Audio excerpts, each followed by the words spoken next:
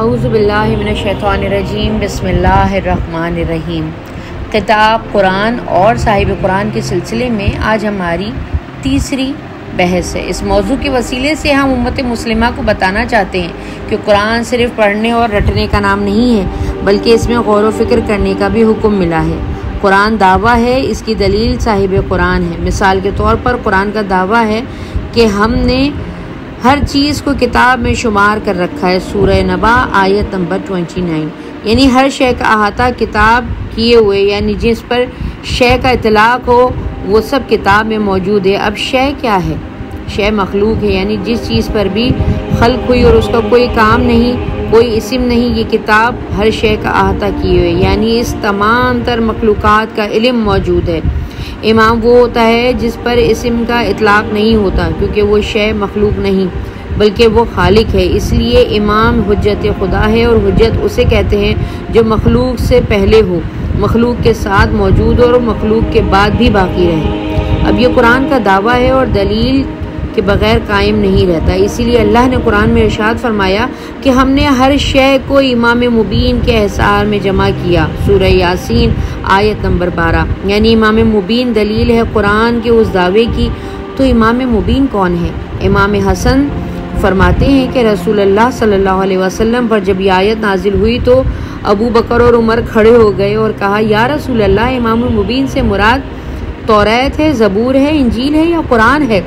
آپ صلی اللہ علیہ وسلم نے فرمایا کہ ان میں سے کوئی بھی نہیں۔ اسی وقت امیر المومنین، امیر ممکنات، امام المتقین علی بن ابی طالب تشریف لائے۔ آپ نے فرمایا، امام مبین سے مراد علی بن ابی طالب ہیں۔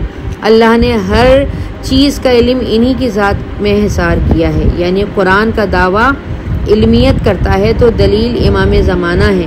اسی لیے تو امام زمانہ جب تشریف لائیں گے تو اولین و آخرین افراد کو جمع کیا جائے گا اور ان کے ساتھ عدل کے ساتھ فیصلہ سنائیں گے، کیونکہ امام مظلوم اور ظالم کو بہتر جانتے ہیں۔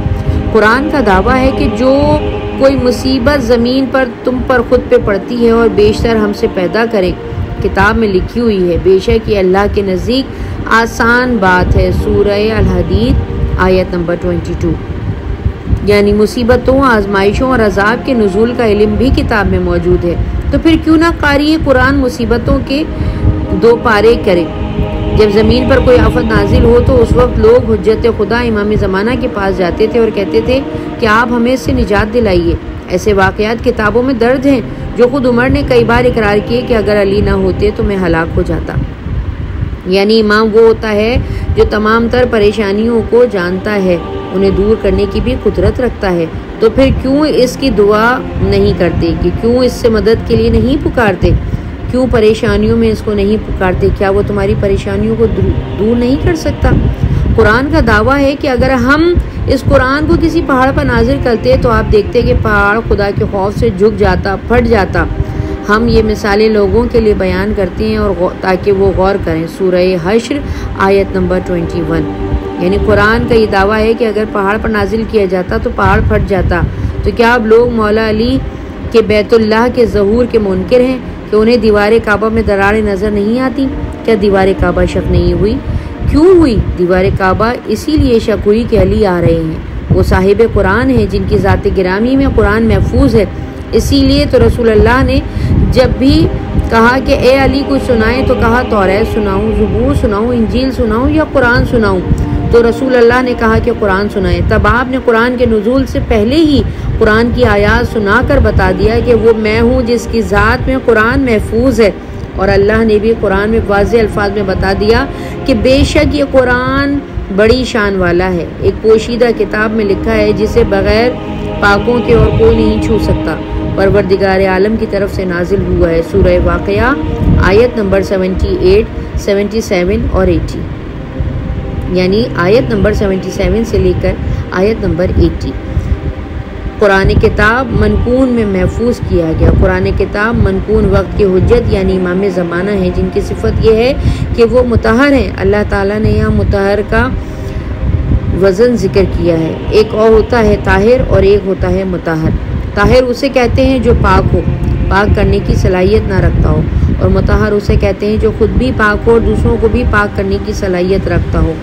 اب لوگ جس طرح کلمہ پاک پڑھتے ہیں اسی بارے میں کہتے ہیں یہ ہم جیسے ہیں، ارے بدبختوں، تم جب نجس تھے تو تمہیں پانی سے پاک کیا گیا، اور محمد و آل محمد نور ہیں جس کا صرف نام لینے سے ہی تم پاک ہو جاتے ہو، اور تمہارے جیسا کہتے ہو شرم آنی چاہیے۔ یعنی محمد و آل محمد جن کی ذات گرامی منکون ہے، جس میں قرآن مخفی ہے، تو جن کی ذات قرآن میں مخفی ہے انہیں وحی کی ضرورت نہیں بلکہ وحی کو ان کی ضرورت ہے، اور یہی اب تک تم پہنچائے۔ اسی لیے اللہ نے قرآن میں اپنے حبیب کے لیے فرمایا، اور نہ ہو اپنی خواہش پر تو کچھ کہتا، یہ تو وہی ہے جو اس پر آتی ہے۔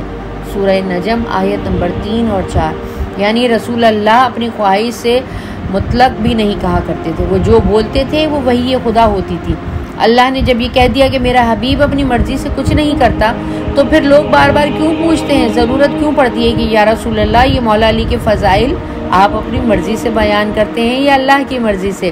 تو ہر بار رسول اللہ یہی کرتے ہیں کہ میں اپنی مرضی سے کچھ نہیں کہتا سوائے وحی کے جو اللہ مجھ پر کرتا ہے۔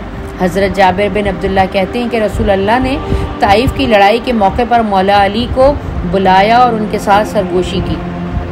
لوگ کہنے لگے کہ آپ نے اپنے چچا زاد بھائی کے ساتھ کافی دیر تک سرگوشی کی۔ فرمایا میں نے نہیں، اللہ نے خود وحی سے ان سے سرگوشی کی۔ ترمذی شریف کی جلد نمبر 2 صفحہ نمبر 560۔ اب تو سمجھو کہ معراج کیا ہے۔ معراج رسول ہے، یہ رسول کی بات چیت ہے اللہ کی طرف عرش پر جاتے ہوئے۔ معراج علی ہے، یہ اللہ مولا علی کی بات چیت ہے فرش پر آتے ہوئے۔ اس بات پر ہی تو نعرہ بنتا ہے، نعرہ حیدری یا علی۔